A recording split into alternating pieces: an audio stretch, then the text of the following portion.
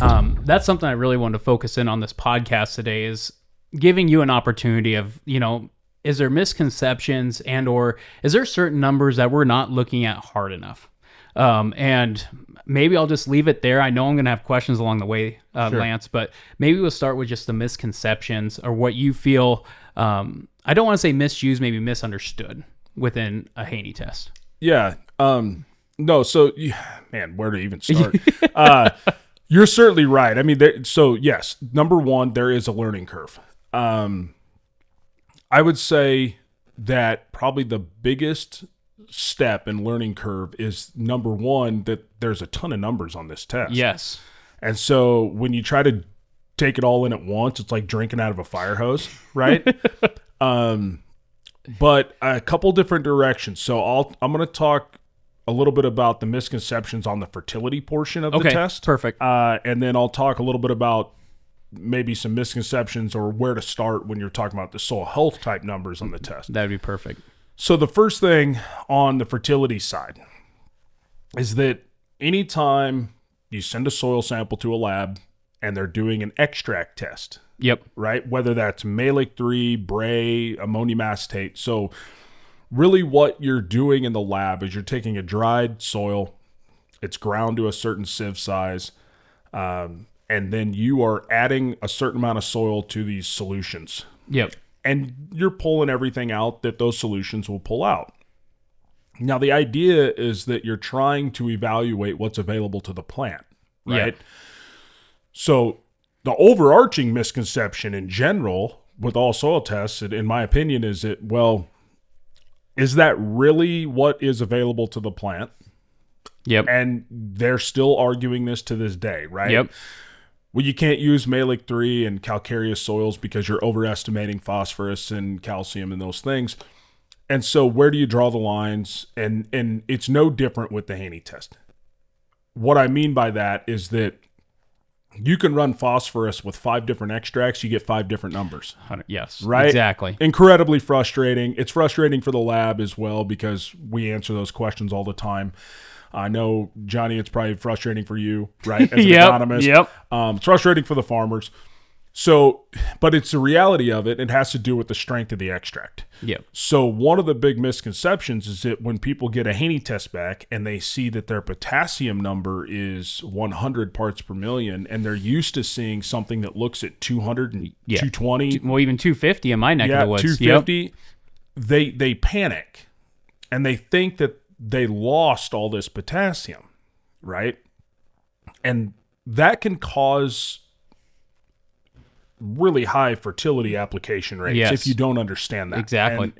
And again, the goal of the Haney test is not to say don't put anything on. I get that misconception a lot. It's like, oh, you're a soil health guy, so no fertilizer. It's like, no, nutrients are nutrients. We got to have them. Yep. But the misconception we see is that they go, well, what happened to my calcium? What happened to my potassium? It's gone. It's not gone. It's just the extract is different. Yep. Now, the Haney test is using organic acids, and it's funny because the extract H3A, it smells like Tang. Okay. I don't know if you're old enough to know what Tang is. I know what Tang is, believe it or not. Yeah. All right. Well, good for you. Yeah, so it smells like Tang. It's a really weak extract, but it's using the organic acids that plants commonly produce. Now, there's just 3 of them in the extract. There are hundreds of compounds plants produce. Yeah. But these are the 3 most common, and especially during high nutrient uptake times. So the idea behind the extract is to, instead of overpowering the soil pH and overpowering the properties of the soil, is to work within those confines. Like, we know Malik 3 will overpower a high pH soil. Yep. And it'll just rip calcium out. It'll rip phosphorus out, zinc. So we're trying to really get at what's available. Now, when we make fertility recommendations from that as a laboratory, we use the same equations that were developed. Yep. So a lot of people think, oh, well, you're making up magic equations. It's like, no, we're not. We're using the same fertilizer response curves. Now, again, we could get 10 people in here from 10 different universities and we could all argue about which response curve we should use and how corn responds differently in Illinois than it does in Iowa. That's not my argument. Exactly. We could beat that all day. Yeah. But the idea is we're still using the same equations, but what we do is we run enough soil samples to compare conventional extracts to Rick's extract. Okay. So we know the correlations back and forth. And they're pretty strong. Matter of fact, I present on them a lot. Rick published them back in 2015, 2014. He was doing that work. Now, people say, well, if they're correlated to conventional extracts, why not just run the conventional extract? Right? Yeah. Well, I mean, why not? Just run the same extract. Yeah. Keep in mind, they're correlated under fairly well ideal conditions. What I mean is, but within a pH of 6.2 to 7.4, you start to get above, you start to get in those calcareous soils. Those correlations fall apart a little bit. So, for example, I've seen Malik 3 zinc at 4 or 5 parts per million in soils that are 8.4, 8.5 pH. The Haney extract comes back at 0.3. What's funny, though, is that when I talk to those growers and they say, well, I don't put any zinc on because my Malik 3 test told me it's high, but yet I've got zinc deficiency in some cases, not all. And so, well, if you've got that deficiency and then they think, well, I need to go put more on the soil, right? That's because that's been the approach. That's always been the approach. If you're not happy with the output of the, if your plant tissue tests don't look good, your yield's not where you want it to be, you're seeing symptoms, the answer's always been go back and put more on. And I, for all lack of a better term, I call it the moron approach. And I'm not calling anybody a moron, but that's just it. That's always the answer. Moron. We got to put more on. Well, when you've already got it in the soil, and we're showing that the extract is saying, well, based on the chemistry of plants and based on the soil solution, you can't get it. Right?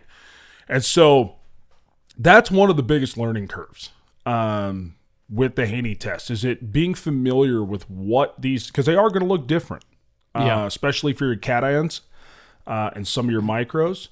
Now, your soluble nutrients like nitrate, the other misconception is that if I would have run a conventional test, I would have a different nitrate number.